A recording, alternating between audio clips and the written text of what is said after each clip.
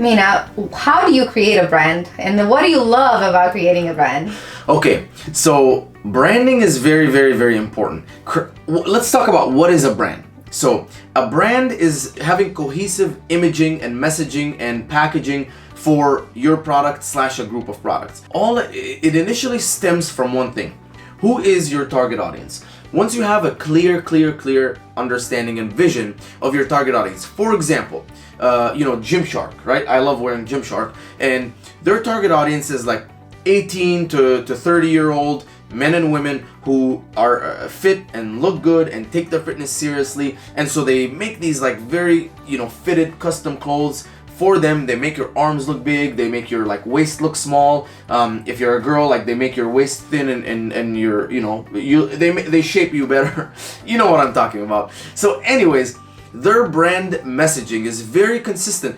Everything that they do, the image, their ads, their products, everything, they're very consistent with who they're selling to. They're not selling to everyone. Yeah, they're not selling to a mama staying at home who wants to feel, that if she works out for 15 minutes a day, she's doing a good job. No, and it's cool. Like, no one is gonna sell to everyone in the world. I mean, Pepsi doesn't do it, Red Bull doesn't do it, so Nike doesn't do it. So why do you think that you can do it? And so when people tell me, "Oh," I'm like, "Who's your target audience, or who's your perfect customer?" And they're like, "Everyone can use this." I'm like, no, like this, unless you're selling air or water, then not everyone can use it. Or hydrolyte. But it's like, no, like there's a certain person that you need to focus on. And so once you have that person in mind, that target, audience in mind, you start catering all of your branding, your imaging. And branding is basically just having that consistent look and that consistent messaging and the consistent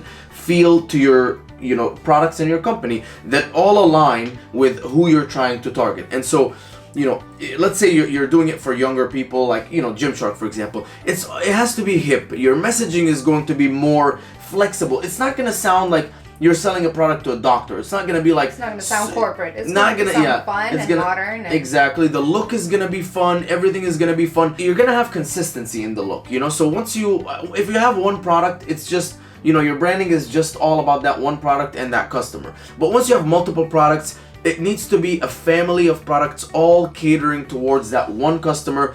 If it's a shirt and then shorts and then this, you can't do a shirt, for Gymshark, it's fitted and it shows muscles, and then do a plus size women like tank top and bottoms, because it's like who are you targeting? Are you targeting fit people, or are you targeting plus size people? It's You can do one or you can do the other, but initially, I mean, maybe once you're much bigger, you can do both. I know, like Victoria's Secret now, like they're targeting different like plus sizes. Of course, but also everybody knows Victoria's Secret. Exactly. So at that point, you can start playing around, but in the beginning, but Victoria's Secret angels yes. were always one shape, and they were like super thin, like all this stuff. Yes. And so it's a very consistent and polarizing messaging, and you do not have to please everyone in the world. Your product does not, you want to be polarizing. You want to say, I say for Hydrolyte, this product is made for competitive endurance athletes. So if you want to be like an Olympic runner, Olympic swimmer, Olympic cyclist, if you are an MMA fighter, you want to be an MMA champion, this is for you. But if you're like an everyday mom or like an average Joe or whatever who hits the gym 3 times a week, you don't really need this. But that doesn't mean that they're not gonna buy. Some people are like, hey, like if Usain Bolt is using this, I want to use it. If Conor McGregor wears Reebok, I want to wear Reebok. And so that's why these big companies are bringing in LeBron James, and they're bringing in all of this stuff, is because their messaging is very clear. It's like, we're targeting these people, but they understand that there's other people that want to be like those people, and so they will buy. So even though you're not directly targeting, these average Joes, but these average Joes want to be like LeBron James, so they're gonna buy whatever LeBron James is repping in his branding. That's generally what it is when we build a brand. You have to have a very consistent. You have to have your brand colors.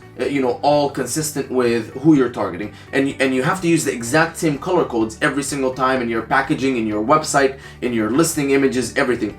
If you're using font, you have to make sure that that font applies to that target demographic. So you can't use a corporate font to target like younger people, and you can't use a nice like cursive font if you're selling like a medical stuff, because they're gonna be like, how would you have medical stuff and like it's all like fun and like every life is easy type thing. So that's where branding comes in.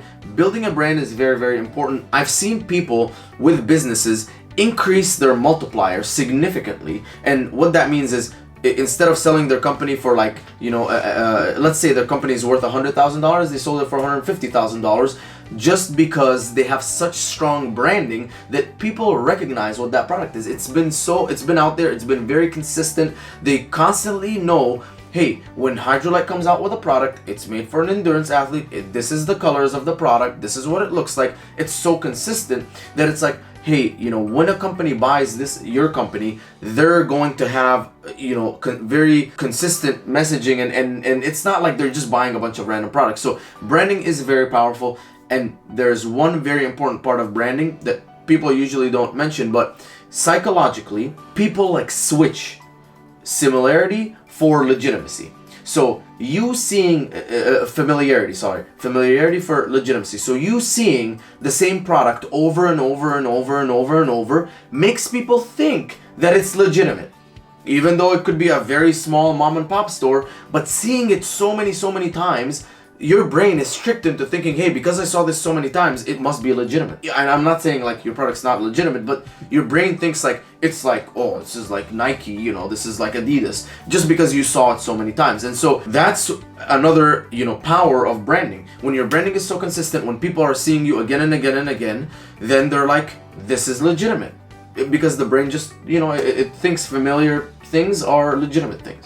Just like when you see those Facebook ads, and if you don't hide them, you keep seeing them until one day you may buy it. Yeah, I get it. I've done that before. And you've seen it so many times, you're like, wow, like these people must be like, big. They must be a legitimate company because they're advertising so much to me. And it's like, no, like they just know that if they show the ads to the same people so many times, that they're gonna think, wow, this is like a very big and amazing company and product, and they're gonna go ahead and buy. So for somebody that it's been already selling for a year or two and they don't have a brand, is it too late to brand it now? No, you don't have to start perfect. I mean, think about it this way: if Pepsi rebrands, if Nike rebrands, if Under Armour rebrands, then it's okay for you to rebrand. How many times did the Pepsi bottle look change?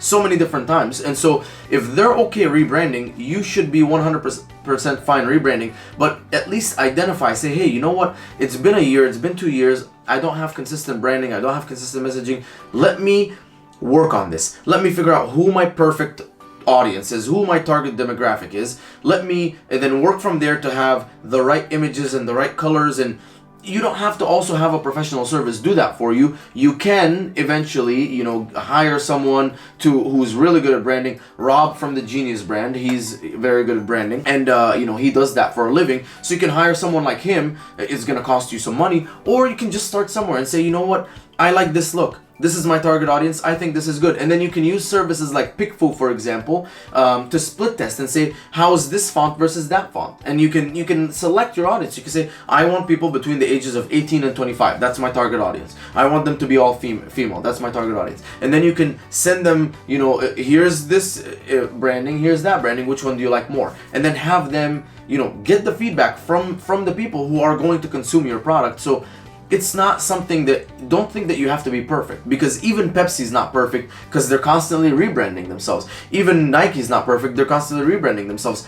Who else? Starbucks, how many times did they change their logo? Apple, how many times did they change their logo? So, and we've seen so many times like the evolution of like branding. And so know that it's okay. If you don't have branding, work on it. And do the best job that you can, and then keep making it better. And if you need to use professionals, go ahead and use a professional, but know that you can do it yourself, and it's not nothing crazy. It's just you want to be consistent with who you are and who you're targeting and who you're marketing to. Okay, awesome. Thank you.